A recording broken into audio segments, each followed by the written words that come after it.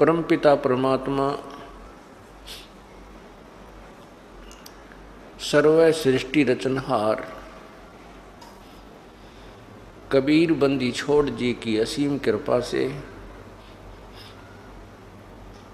ये 5 दिवसीय समागम चल रहा है। ऐसे शुभ काम उस पूर्ण प्रभु की अपनी रजा से ही हुआ करते हैं।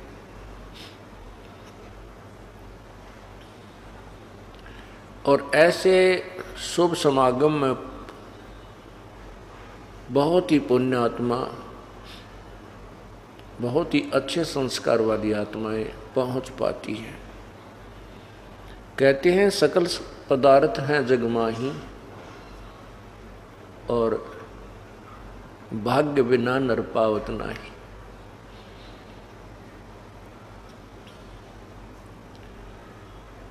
सत्संग में आने से प्राणी को ज्ञान होता है कि जो क्रियाएं तू करता आ रहा है ये कितनी आवश्यक है और कितनी अनावश्यक है।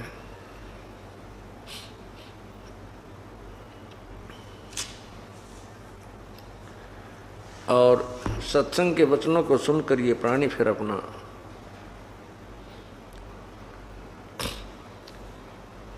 जीवन बदल लेता है, अपनी प्रक्रियाओं में परिवर्तन कर लेता है। और इतना ही काम है, जो बुराइयां हम कर रहे थे उनको त्याग देना है और जो प्रभु के दिए हुए नियम हैं, परमात्मा का जो संविधान है उसको स्वीकार कर लेना है। हम संविधान तोड़कर अपराधी बन जाते हैं, संविधान नहीं तोड़ेंगे तो हम अपराधी नहीं बनते। संविधान कैसे कैसे टूटता है,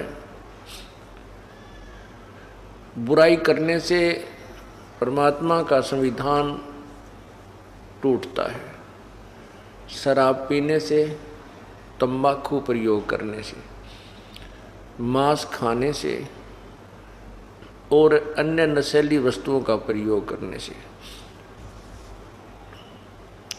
चोरी, डाके, ठगी, जारी, बुरी नीयत और अन्य झूठ, कपट, हिंसा आदि से परमात्मा का विधान भंग होता है, जिस कारण से ये प्राणी अपराधी बनता है। फिर आध्यात्मिक मार्ग के अंदर संतों का एक विधान प्रभु का ही दिया हुआ अन्य है, जिसमें है कि शास्त्र अनुकूल साधनाएं करना, शास्त्र विधि को त्याग कर मनमानी पूजा करना भी अपराध है। शास्त्रों में जो लिखा है कि पूर्ण परमात्मा ही भक्ति योग्य है, उसी की साधना से जीव का कल्याण संभव है, उसको त्याग कर अन्य जो पूजाएं करते हैं वो मूर्ख लोग हैं। पवित्र गीता जी मैं आपको आज दिखाऊंगा, पढ़ के सुनाऊंगा। उस पवित्र सदग्रंथ में क्या अनमोल खजाना भरा है भक्ति का, और हम उसको समझ नहीं सके क्योंकि हमें जो गुरुदेव मिले थे, जो गीता जी के अनुवाद करता थे, वो तत्व ज्ञानहीन थे।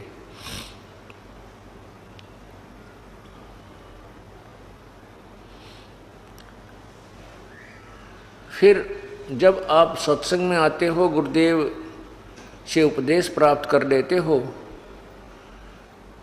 एक और विधान है, उसकी कुछ धाराएं और हैं उसी संविधान की। गुरु वचन निश्चय कर माने, पूरे गुरु की सेवा ठाने।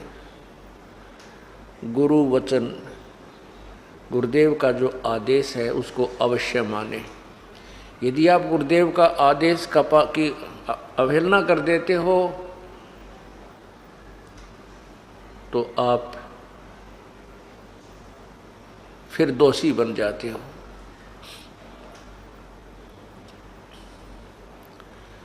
गुरुजी क्या आज्ञा देंगे आपको?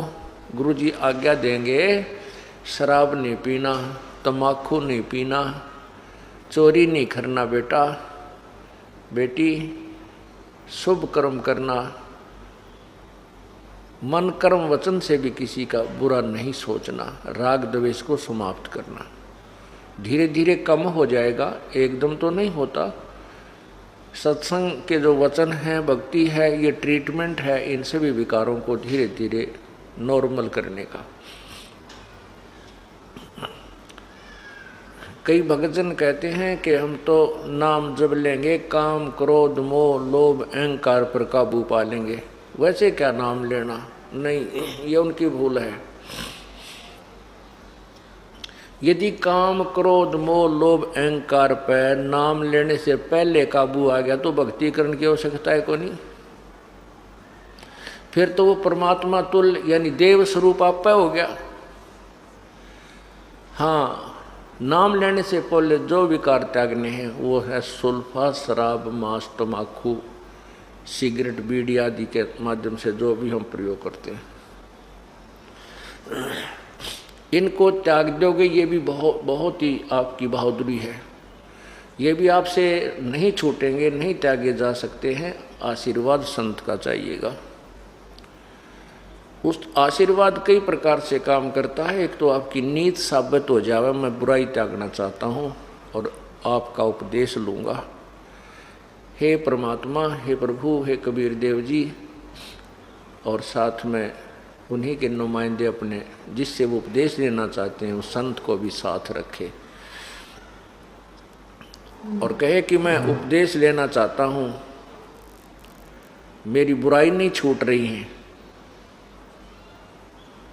हिम्मत दो प्रभु। तब परमात्मा का आशीर्वाद उस बच्चे तक पहुंचेगा। यदि उसकी नीत साबित है, वो त्यागना चाहता है, तो प्रभु जरूर मदद कर देगा और छुड़वा देगा। परमेश्वर की कृपा बनाया बीड़ी भी ना छूटे। बीड़ी तो सबसे कमजोर शत्रु है इस जीव का, यह ना छूटा उस परमेश्वर की रजा बिना। अब जो भक्त, जैसे कल आपको बताया था कि जो पुण्यात्मा पिछले जन्मों में कभी परमेश्वर की साथ रही हैं, शरण में रही हैं, वो स्वयं आए हैं या अपना कोई संत भेजा है, तो वो पुण्यात्मा से आज कितनी बुराई कर रही हैं। शराब भी रोज पिया करती, सुल्फा भी पीती थी, मांस भी खाती थी, तम्बाकू बीड़ी का भी प्रयोग करते थे। और जिस दिन से उपदेश लेने की ठानी, परमात्मा ने तुरंत चांदना कर दिया, उनकी सब बुराई छुटवा दी। अब उनको उनसे बांस आती है, बदबू आती है, दुर्गंध आती है। किससे? शराब मांस तंबाकू से। और फिर वो क्या बताते हैं जी, नाम लेने से पहले भी हम दुखी थे, शराब और बीड़ी तय। बीड़ी से दुखी कैसे थे कि लेटते बीड़ी पीने दिल करता, लेटते बीड़ी लाते या सिगरेट लगाते, और वो बीड़ी ऊपर झटका कपड़े ने खराब कर देती।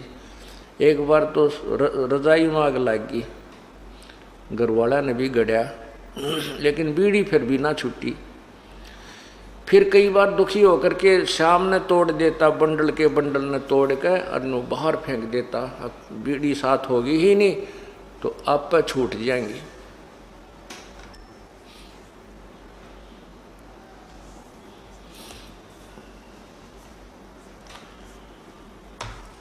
तो वो कहता है कि ऐसे करके हम शाम ने तो सो जाता, 1-2 घंटे के बाद फिर आँख खुल जाती, नींद से जाग जाता और बीड़ी की ललक उठती।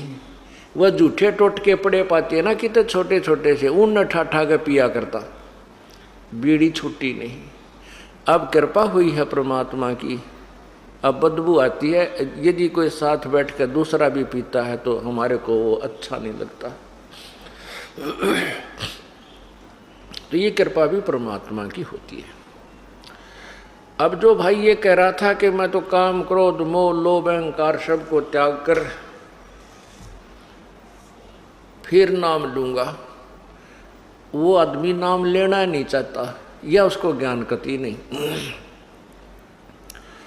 काम क्रोध लोभ मोह अहंकार ये परमानेंट एनिमी है इस आत्मा के, इस जीव के पक्के शत्रु हैं।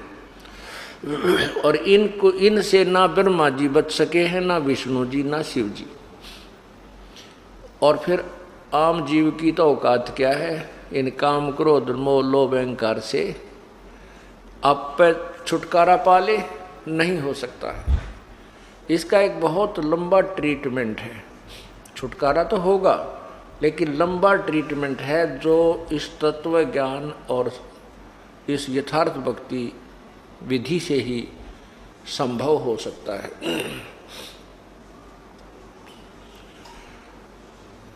क्या बताते हैं?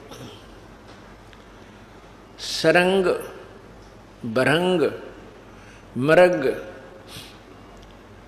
कुरंग और पतंगा इंद्री एक ठग्यो तिस अंगा और तुम रे संग पांचों प्रकाशा ये योग युगत की झूठी आशा।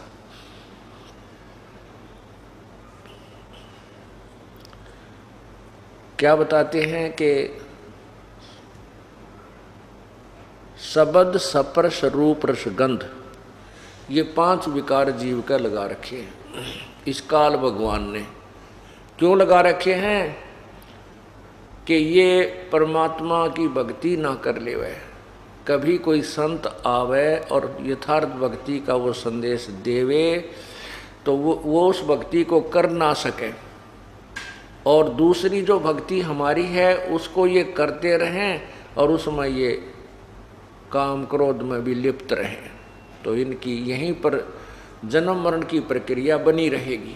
ये सूझबूझ से काल भगवान ने अपने ये विकार लगा रखे हैं।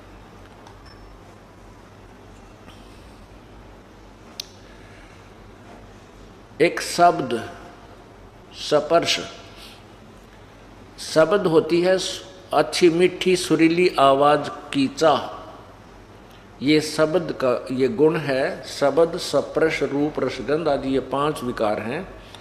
तो बढ़िया सब गाने बजाने अच्छी आवाज को सुनने की जो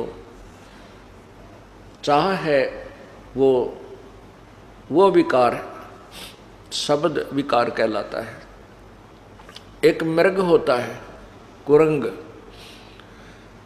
उसके अंदर ये एक विकार है जो उसकी जान का शत्रु बन जाता है। उसको सुरीली तान सुनने की आवाज़ है। और शिकारी जब मृग पकड़ते हैं, हिरण को पकड़ते हैं, तो वो एक प्रकार की धुन, एक सारंगी सी पे हारमोनियम पर एक प्यारी प्यारी धुन शुरू कर देते हैं। और वो मृग उस शब्द के वश होकर, उस सुरीली आवाज़ को सुनने के वश होकर के वहाँ से चलकर शिकारी के घुटनों में शीश रख देता है और प्यार से उसको सुनता है। उस एक शब्द विकार ने, एक कान के विकार ने उस मृग की जान शिकारी के हाथों में सौंप दी। वो रुक नहीं सका, वो विवश है, उसके बस की बात नहीं है। और वो मृग को पकड़ ले गया, उसको मार लिया, उसके चाम का अलग से प्रयोग किया, मांस न्यारा बेच दिया, हड्डी की तो और प्रयोग कर ली। स्पर्श, स्पर्श कहते हैं इस काम को, काम कहते हैं विषय वासना, जो अंग्रेजी में सेक्स कहते हैं। हाथी में सबसे ज़्यादा काम वासना होती है। और हाथी पकड़ने वाले एक हथनी को ट्रेंड कर लेते हैं और जंगल में जाकर के गहरा गड्ढा खोद लेते हैं, उसके ऊपर घास फूस से बोदी बोदी लकड़ियों से उसको ढक देते हैं और ऊपर उसके ऊपर घास ऐसा ही डाल देते हैं जैसा उस जंगल का घास होता है, ऐसे खड़ा सा कर देते हैं। और उस ट्रेंड हथनी को, वो शिक्षित हथनी को हाथियों के झुंड में भेज देते हैं। वो हथनी जाकर के उनके साथ स्पर्श करती है, उनके शरीर से शरीर घिसाती है, स्पर्श करती है अर्थात उनको कामो वासना के लिए उत्तेजित करके कर देती है और हाथी उसके साथ उसकी तरफ दौड़ते हैं। उससे वासना करने की चेष्टा करते हैं तो हथनी वहाँ से चल पड़ती है, वो दौड़ लेती है, उसके साथ 5-7 हाथी भी साथ साथ चल पड़ते हैं। उसको पता होता है, और वो व्यक्ति जो होते हैं शिकारी, वो वृक्षों की ओट लेकर खड़े हो जाते हैं। वो हथनी सीधी आती है उस गड्ढे की तरफ, और हाथी भी उसकी चारों तरफ को उस आगे से घेरने के लिए भाग रहे होते हैं। वो जल्दी से सीधी आकर के वहाँ तुरंत वहाँ से कट मार के और बराबर से ऐसे भाग के फिर तुरंत उस गड्ढे के सामने आकर सीधी भाग लेती है। हाथी सीधे ही भाग लेते हैं और उस गड्ढे के अंदर वो गिर जाते हैं। जब गड्ढे में वो गिर जाते हैं, उस बड़े बड़े चिंगाड़ते हैं, शिकारी फिर उनको हंटर लगा लगा कर काबू कर लेते हैं और फिर गांव गांव में, नगर नगर में, सर्कस में ले जाकर उनकी रेल बनाते हैं, उनका जुलूस निकालते हैं। एक सप्रस विकार के कारण हाथी विवश हो गया, परवश हो गया और अपना जीवन व्यर्थ कर लिया। हाथियों को मारकर भी उसकी खाल, हाथी का दांत, पता नहीं के प्रयोग करते हैं। फिर रूप, एक जैसे शाम को लाइट जले थी, इस पर कितने ये कीट पतंग उड़ उड़ कर टक्कर मार रहे थे। ये रूप विकार है इनके अंदर। पतंग दीपक के ऊपर जाकर के उस रोशनी के वश होता है, उसका रूप के ऊपर उसकी कसक है और रूप के ऊपर आसक्त हो जाता है और दीपक के ऊपर जाकर गिर जाता है, गिरते ही जल के मर जाता है। ये हजार हजार की वोल्टेज की ट्यूबें जग रही हैं, इनके ऊपर ये मक्खियाँ, ये पतंग जाते हैं और वहाँ मर जाते हैं। एक विकार ने, रूप के ऊपर आकर्षित होने वाले विकार ने उस पतंग की जान ले ली।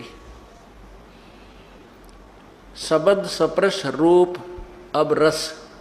रस माने जीव का स्वाद। जीव के स्वाद के वश मछली होती है। मछली पकड़ने वाला क्या करता है, एक मांस का टुकड़ा एक कांटे में डाल लेता है, उस कांटे का, उस हुक का एक लेता है और उसको पानी में छोड़ देता है, रस्सी अपने हाथ में रखता है।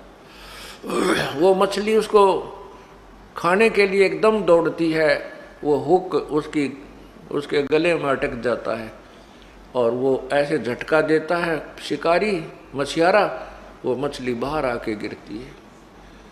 एक जीव के स्वाद ने मछली की जान ले ली। गंध, सुगंध।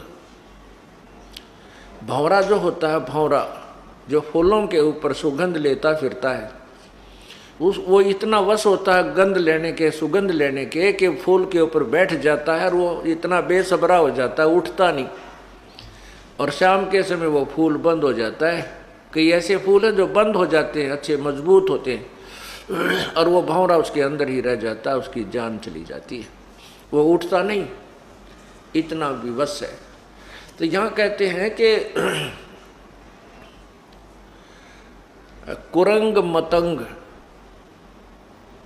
कुरंग कहते हैं मृग को, मतंग कहते हैं हाथी को, और पतंग रूप, कुरंग मतंग सरंग और भृंगा, इंद्री एक ठगो तिस अंगा। ओए होए, के जैसे मृग और हाथी और पतंग, शरंग मछली को कहते हैं, और भंवरा, इन पांचों में एक एक विकार था। इन एक एक विकार ने ही इनकी जान ले ली। और तुमरे संग पांचों पर कासा, योग युगत की झूठी आशा। मनुष्य जीवन में काल ने और जुल्म कर दिया। इस मनुष्य जीवन के मानव शरीर में ये पांचों लगा दिए। ये पांचों विकार मानव को प्रभावित रखते हैं। इसमें जीभ का भी स्वाद है, कानों का भी रस लेने, गाने गुने सुनना चाहिए इसने, गुटी सूटी लाने, बढ़िया हैं चटपटे भोजन खाने के लिए।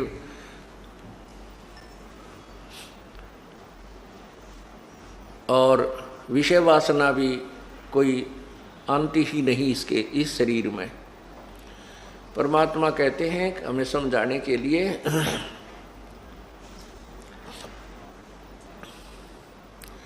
कबीर कुत्ता रुत पे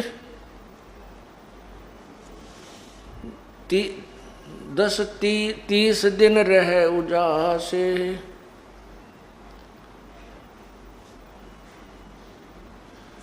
कामी नर कुत्ता सही 6 ऋतु 12 मास। परमात्मा कितनी प्यारी तुलना करते हैं इस मनुष्य के साथ।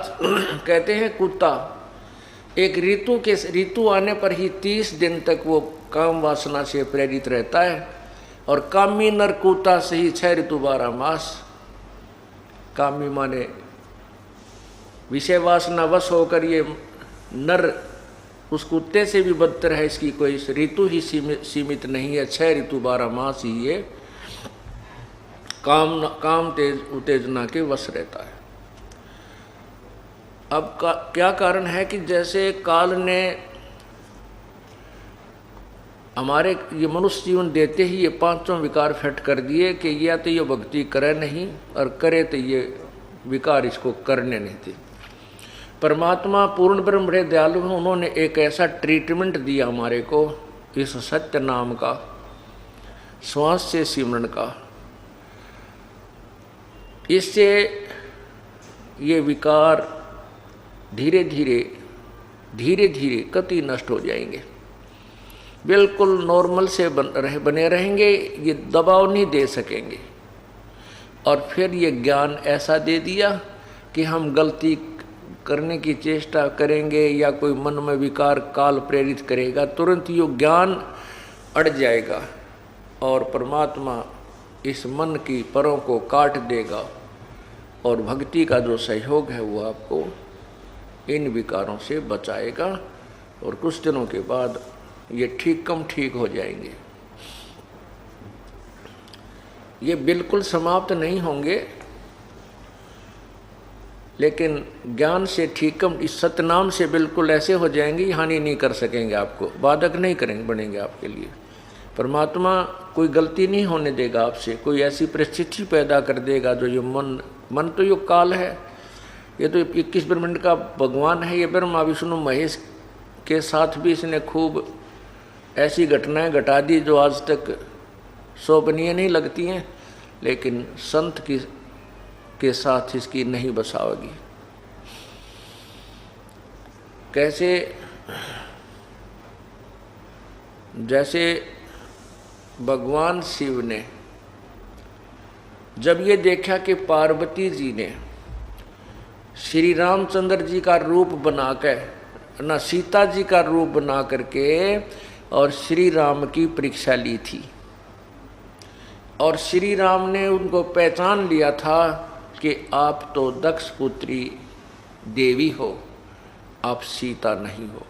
और भगवान शंकर ने मना किया था कि आप सीता रूप मत बनाना, श्री रामचंद्र की परीक्षा मत लेना, क्योंकि श्री रामचंद्र जी सीता के वियोग में रो रहे थे, दहाड़े मार रहे थे, पशु पक्षी पेड़ों से भी पूछ रहे थे, जिसमें सीता जी का अपहरण रावण ने कर लिया था, श्री राम को पता नहीं था। उसमें भगवान शिव ने कहा था, पार्वती ने पूछा था ये आदमी क्यों रो रहा है।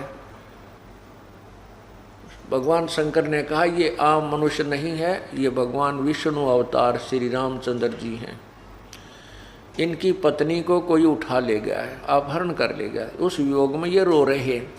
तो पार्वती जी ने कहा था कि भगवान रोते थोड़े ही हैं, मैं नहीं मानती ये विष्णु जी हो सकता है, मैं इसकी परीक्षा लूँगी और सीता रूप बना कर जाऊँगी। शिव भगवान ने कहा था कि तू सीता रूप मत बनाना पार्वती।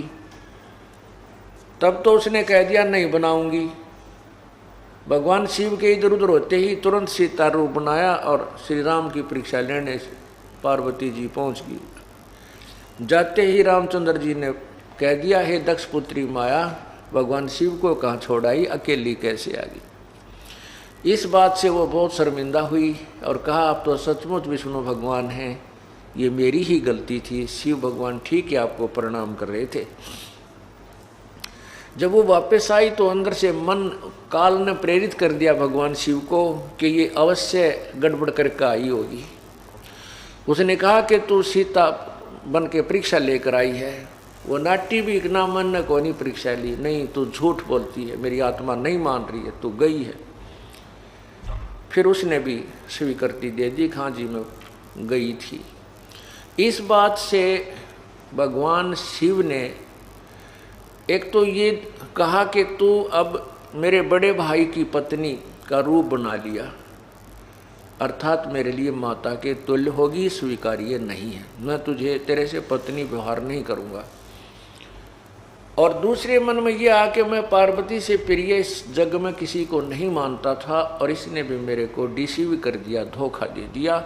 इसलिए मुझे स्त्री की चाह किस लिए हुई कि मेरे अंदर वासना है, काम वासना, मैं इसी को नष्ट कर दूंगा, मुझे चाह ही ना पड़ेगी जो मुझे धोखा दे सके और भक्ति में बाधक बन सके। इस विचार से भगवान शिव ने 88,000 वर्ष तक इस एक विकार को नष्ट करने के लिए तप किया,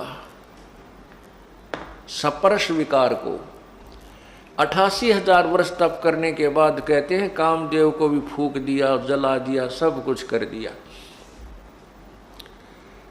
और भगवान शिव ने सोच लिया कि अब तू वासना रहित हो गया है, तेरा विकार समाप्त हो गया है। कबीर परमात्मा कहते हैं, विकार मरा मत जानियो जो भूबड़ में आग। जैसे अंगार होता है और उस आग को दबा देते हैं, अग्नि के जैसे उपला होता है, उपले को जला करके वो आग पूरा अंगार बन जाता है और उसको राख में दबा देते हैं कि काफ़ी देर तक ये रहा रहेगा। तो उससे ऊपर से तो ऐसा हो जाता है जैसे बिल्कुल समाप्त हो गया, इसमें राख रूख लग के, और उसको ऐसे हिलाते हैं ना तो अंदर से पूरा धंधकता मिलता है। तो परमात्मा ने कहा है कि विकार मरे मत जानियो जो भूबड़ में आग, पहले से भी तेज धंधकती पावेगी। कैसे ना जो साधना तुम कर रहे हो उनसे नहीं मरेंगे, उनसे तुम मान लेते हो कि हमने कुछ सफलता प्राप्त कर ली, लेकिन वो सफलता नहीं, वो तो दुबक गया है तुम्हारा जो दबा है थोड़े से दिन तक। और जो सतनाम और इस विधि से जो साधना की जाती है ये परमानेंट ट्रीटमेंट कर दिया जाता है। अब काल भगवान जो ज्योति निरंजन ब्रह्म है उसको चिंता बनी रहती है कि यदि ये मानव या प्राणी अपनी वासना को कंट्रोल कर लेंगे तो संतान उत्पत्ति कैसे होगी, और संतान उत्पत्ति नहीं हुई तो मैं 1,00,000 मानव शरीरधारी प्राणियों के शरीर के मैल को कैसे खाऊंगा। इस दृष्टिकोण से वो किसी को भी विकार रहित नहीं होने देता, ये उसकी मजबूरी है और एक भयंकर जाल है। तो कुछ दिनों के बाद उस काल ने प्रेरणा कर दी भगवान शिव के अंदर कि मैंने सुना है कि जिस समय हमने सागर मंथन किया था, सागर मंथन के समय कहते हैं मैंने तो विष ले लिया था, मुझे तो नशा बन गया था, ध्यान नहीं, और राक्षसों ने अमृत के कलश को ले लिया था। भगवान विष्णु ने एक मोहनी रूप बनाकर, सुंदर स्त्री का रूप बनाकर, नाच कूद कर, डांस डूंस करके, अच्छे गाने गा करके उनको मदिरा पिला दी थी, मदिरा का कलश उनको दे दिया, मदिरा पिला दी थी और अमृत के कलश को ले आया था। नहीं तो देवता वो राक्षस अमर हो जाते और देवताओं को सदा दुखी करते। तो उनके मन में तो लोग कहते हैं कि भगवान विष्णु जब मोहनी रूप बना रखा था स्त्री का, बड़े सुंदर लग रहे थे, बहुत ही खूबसूरत। तो उस शिव जी के मन में यह प्रेरणा कर दी काल ने कि आज भगवान विष्णु से मैं वो मोहनी रूप देखूंगा और ये देखना चाहूँगा भगवान कितने सुंदर लग रहे थे मोहनी रूप बना के। इस उद्देश्य को लेकर के भगवान विष्णु के लोक में भगवान शिव चले गए। कुशल मंगल हुई। आने का कारण पूछा विष्णु जी ने। शंकर भगवान ने अपना उद्देश्य आने का बता दिया कि मैं आपका वो मोहनी रूप देखना चाहता हूँ जिस समय आपने सागर मंथन के समय बनाया था। विष्णु जी हंसने लगे, कहने लगे भोलेनाथ वो कोई समय था, मोहनी रूप बना लिया, बार बार थोड़े ही औरत बना जाता है, वो तो कोई समय था भाई। शंकर भगवान बोले नहीं भगवान, मैं तो बैठ गया आपके द्वार पे, जब तक मोहनी रूप नहीं दिखाओगे मैं नहीं जाऊं। भगवान विष्णु ने सोचा ये तो भाई पक्का धुन का है, 88,000 वर्ष तक ही बैठा रहा और जब मैं इसको यहाँ से नहीं कोई इसका उद्देश्य पूरा नहीं करूँगा तो बैठ जाएगा यहाँ पर ना, मेरा कितने दिन बैठा रहेगा। भगवान विष्णु कहने लगे कोई बात नहीं, कुछ देर में मैं आपको मोहनी रूप दिखाता हूँ, आप बैठो यहाँ। यूँ कह करके अपने मकान महल में चले गए। उधर से अंतर ध्यान होकर के जहाँ शिव जी अकेले बैठे थे बाहर बरंडे में, आगे सामने मैदान और बाग बगीचा था, विष्णु जी एक सुंदर लड़की का रूप बनाकर के एक पेड़ के नीचे खड़े हो जाते हैं जिसमें ऐसे वस्त्र थे जो अर्धनग्न शरीर हो। शिव जी ने इधर देखा कोई दिखाई नहीं दे रहा था, उठ के उस स्त्री की तरफ चल पड़े और वो लड़की आगे आगे चलने लगी। शिव जी ने भी लंबी लंबी कदम रख के उसके हाथ पकड़ लिया और वो आगे चलती रही। कहने का भाव ये मैं पुराण में लिखा है जो यहाँ मैं आपको बता भी नहीं सकता भगवान शिव जी की क्या दशा हुई। तो उसी समय भगवान विष्णु ने अपना विष्णु रूप बना लिया। तब भगवान शिव जी शर्मिंदा से हो गए। अब परमात्मा याद दिलाते हैं कि ये जिस विकारों को विषय वासनाओं को तुम समाप्त कहते हैं, जैसे अग्न काष्ठ के माही है व्यापक परदिसै नाही, ऐसे कामदेव पर चंडा व्यापक सकल दीप नौखंडा। जैसे अग्नि काठ के माही, काठ में अग्नि है पर दिखती नहीं, और जब इसको अग्नि लगा दी जाएगी तो पकड़ पाटेगा यानी आगे आगे हो जाएगी। ऐसे ही ये विषय वासना प्रत्येक प्राणी के अंदर विद्यमान है व्यापक पर दिसै नाही, ऐसे काम देव पर चंडा व्यापक सकल दीप नौखंडा। तो यहाँ कबीर परमेश्वर जी बताते हैं कि तुमरे संग पांचों पर कासा, ये योग युगत की झूठी आशा। तुम्हारे अंदर ये पांचों विकार विद्यमान है, तुम योग युगत यानी विकार खत्म करने की। आप कहते हैं योग विकार खत्म करके ही योग युक्त हुआ जाता है। विकार तुम्हारे समाप्त हो ही नहीं सकते, योग युक्त तुम हो नहीं सकते, इसलिए योग युक्त नहीं हो सकते। देयरफॉर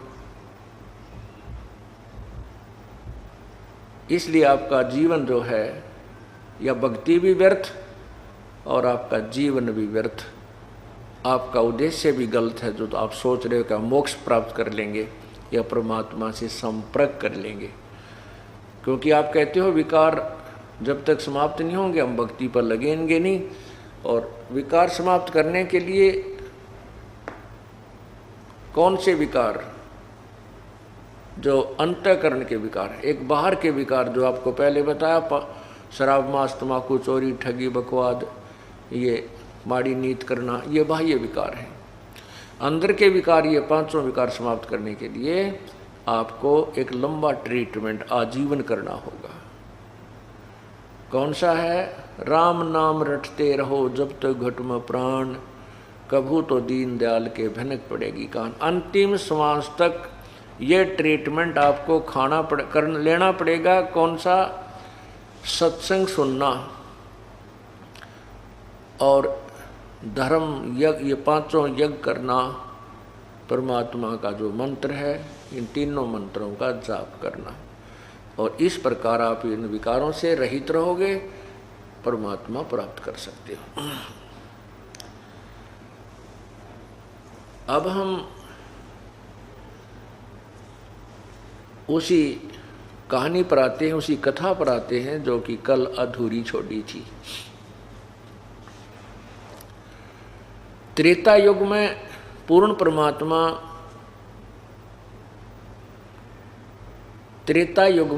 परमात्मा मुनिंदर नाम से आए थे,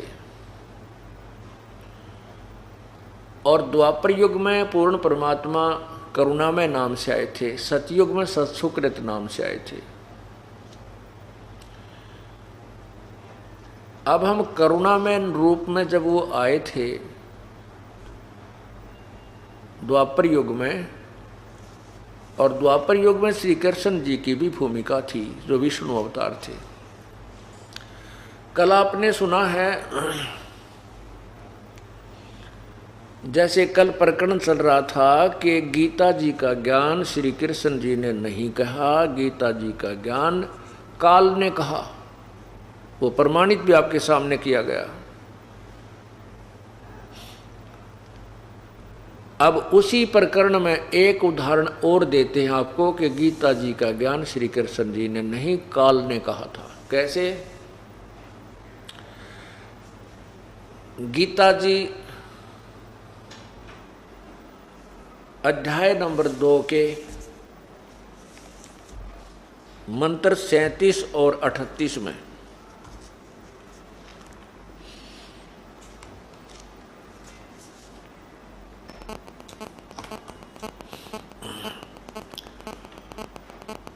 लिखा है कि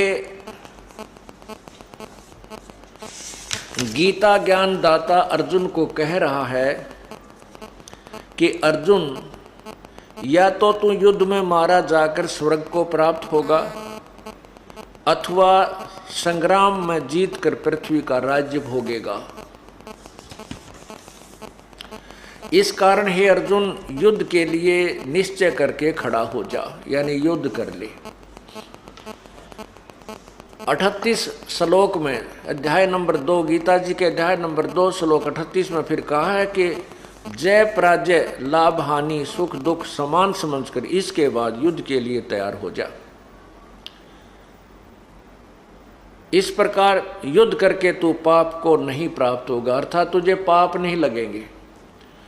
अब ये जो ज्ञान है गीता जी का, ये ज्योति निरंजन काल ने कहा है, और इसमें जो वेद प्लस में अपनी जो युद्ध कराने के उद्देश्य से जो ऊट पटांग ज्ञान, इसमें दोनों भर दिए। कैसे? जैसे गीता अध्याय नंबर 2 के श्लोक 38 में तो कह रहे हैं कि जय पराजय का लालच ना करके, लाभ हानि ने त्याग के और युद्ध के लिए तैयार हो जा, तू पाप नहीं लगेगा।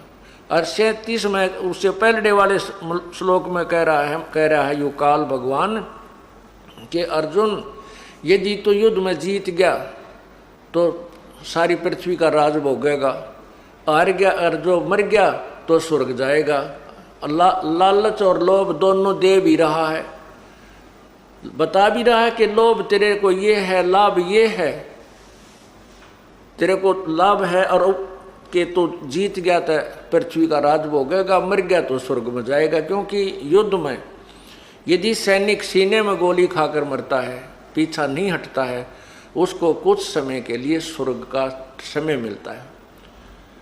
इस दृष्टिकोण से गीता ज्ञानदाता अध्याय 2 श्लोक 37 में तो लाभ बता रहा है, और 38 महीनों के जय और पराजय ने छोड़ के लाभ हानि को भूल के तो युद्ध कर ले, पाप नहीं लगेगा। ये दोगला ज्ञान है। वेदों वाला ज्ञान तो सही है गीता जी में, जो ब्रह्म ने ही बोला है, और जो उसने युद्ध कराने के लिए अटकल लाई है वो ज्ञान ठीक नहीं उसका। अब गीता जी अध्याय नंबर 4 के 3 के अंदर कहा कि अर्जुन कह रहा है भगवान आपकी ये दो तरफा बातें यानी दोगली बात मेरे समझ में नहीं आती।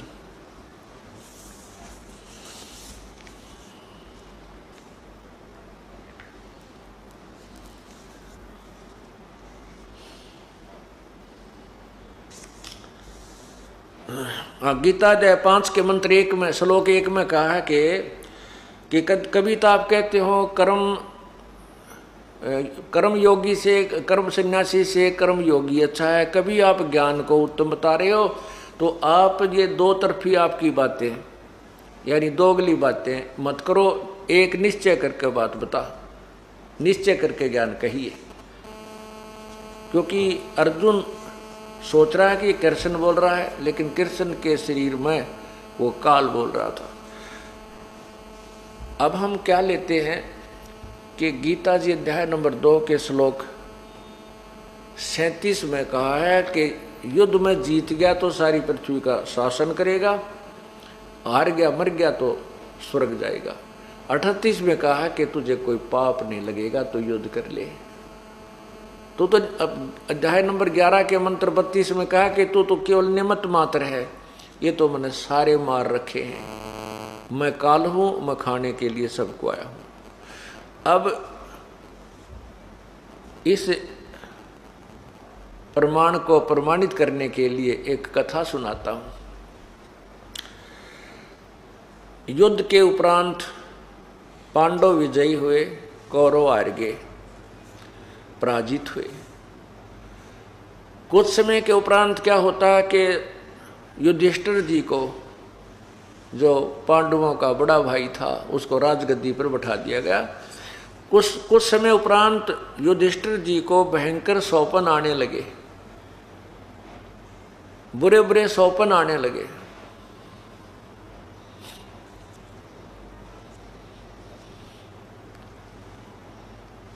कैसे सौपन आते हैं कि कुछ ऐसे व्यक्ति दिखाई देते हैं जिनके शीश नहीं।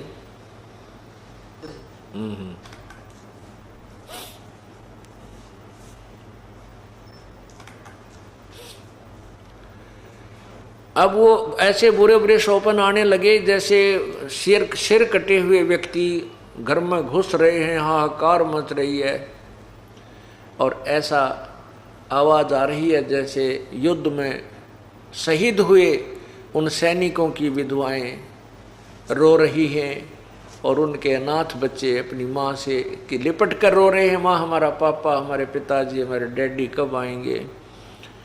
वो बच्चों को सांत्वना रोती हुई बताती है, बेटा वो फौज में गए हैं, कुछ दिनों में आ जाएंगे। और उधर से अपनी चूड़ियाँ फोड़ रही हैं और दुहागन हो रही हैं, टक्कर मार मार कर रो रही हैं और कह रही हो कि एक खूनी राजा तुझे क्या मिल गया, हमारे पतियों के खून को पीकर, उनके खून को पीकर आज तू शासन कर रहा है, उनका खून पी रहा है। ऐसे मन में ऐसे सौपन आने लगे, बेचैन होकर युधिष्ठिर बैठ जाता है। सारी सारी रात ऐसे आंखें फटी फटी सी रह जाती हैं, ऐसा भयभीत सा हो जाता है। द्रौपदी ने एक दिन देखा, पूछा क्या बात है स्वामी, आप सो क्यों नहीं रहे हो। तो युधिष्ठिर जी ने ऐसे ही कुछ नहीं कहकर टाल दिया और एक बार सोने का बहाना करके द्रौपदी को सुलाकर फिर बैठ गया। सारी सारी रात ऐसे जागता रहा। दूसरे दिन देखा, तीसरे दिन देखा तो द्रौपदी ने देखा कि खाना पीना भी छोड़ चुका है, सारा दिन ऐसे भयभीत सा रहता है, सारी रात जागता है, कभी झांकी खिड़कियों में जाकर देखता है, कभी इधर देखता है, उसको आवाज़ें आती हैं, चारों तरफ से बुरा हाल हो रहा है। तब द्रौपदी ने उन चारों पांडवों से कहा कि आपका भाई बहुत परेशान है, इसे पूछिएगा क्या समस्या है। 3-4 दिन से ना आहार ठीक कर रहा है, ना ये नींद ले पा रहा है। चारों पांडवों ने भाई से कहा, प्रार्थना की, भैया क्या हम आपके भाई नहीं हैं, आपके ऊपर कोई आपत्ति आई है, कोई राजकाज में दिक्कत है तो हम आपके भाई हैं और आपकी मदद करेंगे। आप हमसे क्यों राज छुपाए हुए हो? ये तो हमें मालूम है कि आप हमें दुखी करना नहीं चाहते, लेकिन एक समय ऐसा होता है हमने अपने भैया के साथ दुखी होना पड़ चाहिए। तो सारी बातें कहने के बाद युधिष्ठिर ने सच्ची सच्ची बात बता दी, भाई ऐसे ऐसे हो रहा है, मेरे बस की बात नहीं है और मुझे बहुत डर लग रहा है, रात को कांपता रहता हूँ। अब ऐसी जब समस्या आती है तो हम गुरुदेव के पास जाते हैं। श्री कृष्ण जी पांडवों के धार्मिक गुरु थे, यादव के भी धार्मिक गुरु श्री कृष्ण जी ही थे।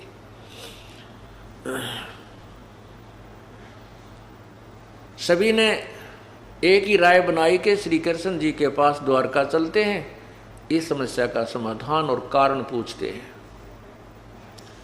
श्री कृष्ण जी के पास पांचों पांडव पहुंच गए, सभी व्यथा अपनी बताई, उसका कारण जानना चाहा, साथ में समाधान भी पूछा। श्री कृष्ण जी ने कहा कि तुमने जो महाभारत के युद्ध में जो हिंसा की है, बंधुघात किया है, क्योंकि वो सारे रिश्तेदार इकट्ठे हो रहे थे, किसी की सेना थी, किसी का चाचा था, कोई मामा था, कोई साला था। कहते तुमने जो युद्ध में सैनिक मारे हैं, जो बंधुघात किया है, वो पाप दुखदाई हो रहा है।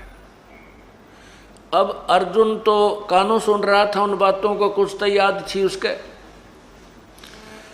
उसने ये सुना था कि तुम्हें कोई पाप नहीं लगेगा अर्जुन, तो युद्ध कर ले। गीता ज्ञान देते समय भगवान कह रहा था। और अब भगवान कह रहा है कि तुम्हें वो पाप लग गए जो युद्ध में किए थे, हिंसा की थी। मैं मना कर रहा था, मैंने हाथ जोड़े, मैं गिड़गिड़ाया कि मैं नहीं लड़ूंगा, चाहे तीनों लोगों का राज भी मुझे दे दे तो भी मैं नहीं लड़ना चाहता, युद्ध नहीं करना चाहता। और उस समय तो मुझे इतना प्रेरित कर दिया, तो युद्ध कर ले, डरा धमका के, ऐसी बूंदी शक्ल दिखा के, मैं काल हूँ, मैं खाऊंगा, मैं इतना डरा दिया युद्ध करवाने के लिए। और अब कहता है तुझे पाप लग, तुम्हें वही पाप लग गए।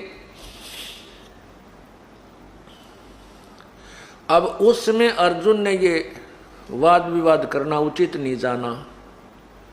क्यों नहीं समझा कि यदि मैं अब भगवान श्री कृष्ण जी से ये पूछूंगा, विवाद करूंगा कि आप पहले गीता ज्ञान देते समय तो कह रहे थे कि तुम्हें कोई पाप नहीं लगेगा, तो युद्ध कर ले, और अब आप कह रहे तुम्हें ये पाप लग गए, इसमें के जालसाजी थी तेरी, आपको क्या मिल गया ये जुल्म करवा के।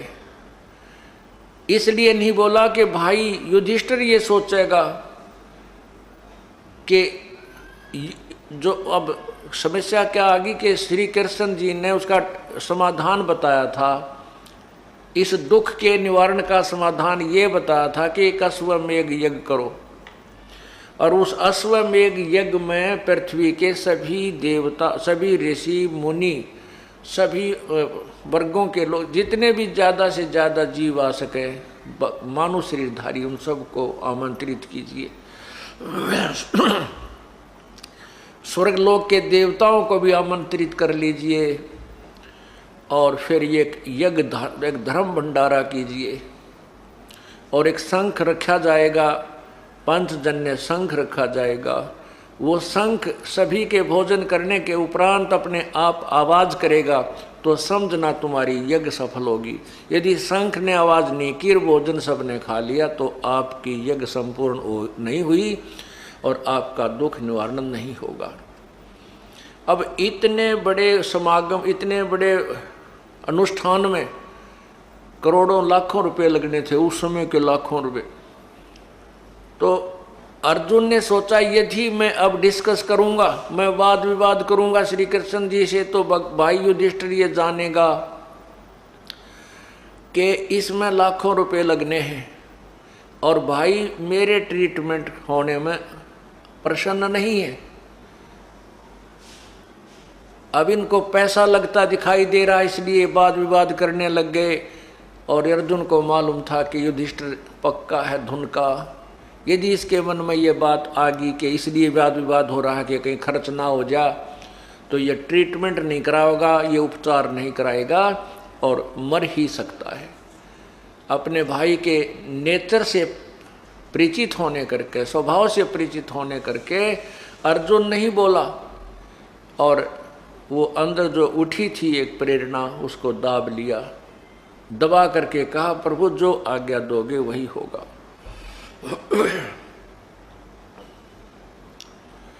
अब यज्ञ की तैयारी होगी।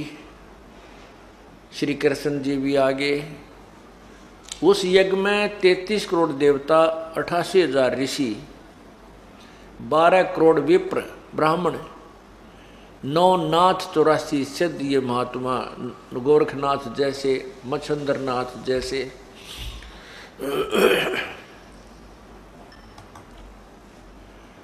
ये सभी विद्वान थे। और हमारे जैसे जीवों का तो कहना है कि कितने बैठे थे। अब सभी ने भोजन कर लिया, शंख नहीं बाजा, शंख ने आवाज नहीं की।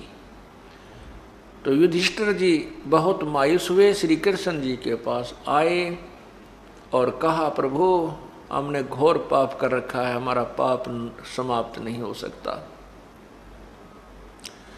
हमारा शंख नहीं बज सकता, ये शंख नहीं बजा इसलिए हमारी यज्ञ संपूर्ण नहीं हुई और हमारा पाप नहीं कटा, हमारा दुख निवारण नहीं हुआ।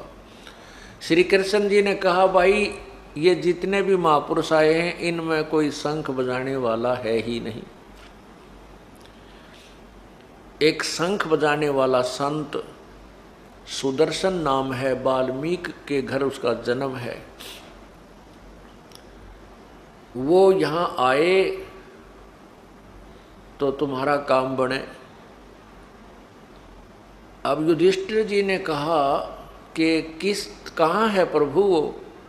श्री कृष्ण जी ने बताया कि काशी की तरफ, काशी के अंदर ऐसे ऐसे वो रहते हैं। अब श्री कृष्ण जी ने पूछा क्या तुम्हें उनको आमंत्रित नहीं किया?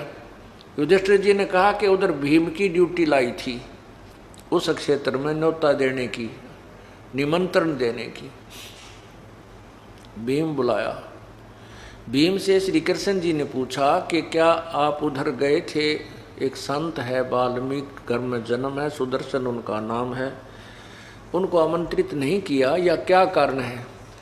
तब भीम जी ने कहा जी मैं गया था उनके पास, लेकिन वो तो कुबोल आदमी है, उसमें तो अभिमान बहुत है। श्री कृष्ण जी ने कहा कि क्या वार्ता हुई, सच्ची सच्ची बताना। अब क्या, जब श्री भीम जी भगवान के प्यारी आत्मा सुदर्शन जी को आमंत्रित करने के लिए उनकी झोंपड़ी पर पहुंचे, तो भीम ने कहा कि मैं युधिष्ठिर राजा का भाई हूँ, हमने एक अश्वमेध यज्ञ करना है, महात्मा जी आप भी हमारे वहाँ आइएगा।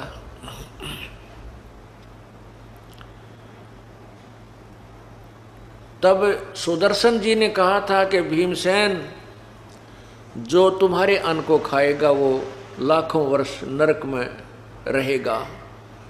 ऐसे लाखों बहन विधवा होगी, लाखों बच्चे आज अनाथ हैं और वो रो रहे हैं, हाहाकार मची है, और आप उस राज्य का उन सैनिकों के खून को पी रहे हो, तुम्हारे अन्न को भी जो खावेगा वो भी नरक में जाओगा, तुम्हारा तो कहना ही क्या है। और मुझे ले चलना है तो जो अश्वमेघ तुम कर रहे हो ऐसी ऐसी 100 अश्वमेघ यज्ञों का फल मुझे दे दीजिए, फिर मैं तुम्हारे अन्न को ग्रहण करूँगा। अब भीमसेन हो गया नाराज, और भीमसेन को यह अभिमान था कि हमारे साथ श्री कृष्ण जी रहे, इसने युद्ध में भी हमें जिता दिया, ये क्या बात है, ये तो लीला कर रहे हैं। श्री कृष्ण जीते से ही हमारी एक संपूर्ण हो जाएगी, और यो एक ना होगा तो के कीड़ी की टांग टूट रहे हैं, ना आने दे। ऐसा कहकर कहने लगा बाबा जी घना मत बोल रहे, मुझे आदेश नहीं है हमारे बड़े भाई का नहीं तो तेरी हड्डी पसली ये कर देता, तू घना मत बोला, हमें पापी कहता, तू अपने आप को निरपराध मानता है। आना होता जाइए ना, बेशक मत आइए। अब श्री कृष्ण जी ने जब ये वचन सुने कि पहलवान ने तो बिगाड़ दी, तब श्री कृष्ण जी ने कहा, युधिष्ठिर भीम, आप संतों के साथ ऐसे व्यवहार करने से भी पाप के भागी बन गए, और वो पूर्ण संत हैं, पूर्ण परमात्मा की पूर्ण भक्ति युक्त हैं। सत साहेब, अगर आपको सत्संग वीडियो अच्छी लगी हो तो हमारे चैनल को लाइक करें, सब्सक्राइब करें। सत साहेब।